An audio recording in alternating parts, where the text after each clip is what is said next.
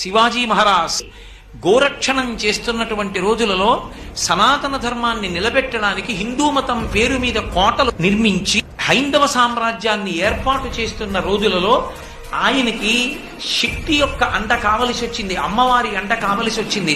శ్రీశైల క్షేత్రానికి వెళ్లి ఆ రోజులలో మీరు శివాజీ మహారాజు యొక్క చరిత్ర జరిగితే తెలుస్తుంది. హడిలిపోయారు మంత్రులు, సేనానులు. ఇదేమిటి ఇంత ప్రౌఢమైన వయస్సులో ఇంత యుద్ధ సమయంలో అకస్మాత్తుగా వెళ్లి ధ్యానంలో కూర్చుంటున్నాడు, అసలు బయటికి రావట్లేదని. భ్రమరాంబ అమ్మవారిని ధ్యానం చేస్తూ కూర్చున్నాడు శివాజీ మహారాజ్. కూర్చుంటే భ్రమరాంబ అమ్మవారు ప్రత్యక్షమై నీకు నేను ఒక ఖడ్గాన్ని బహూకరిస్తున్నాను, ఇది నువ్వు పట్టుకున్నంత కాలం ఇక నీకు యుద్ధంలో ఎదురులేదు, ఈ ఖడ్గం పట్టుకుని హైందవ సామ్రాజ్యాన్ని స్థాపించమంది. భ్రమరాంబ అమ్మవారు కటాక్షించినటువంటి ఖడ్గాన్ని చేత పట్టుకునే శివాజీ హైందవ సామ్రాజ్యాన్ని స్థాపించాడు.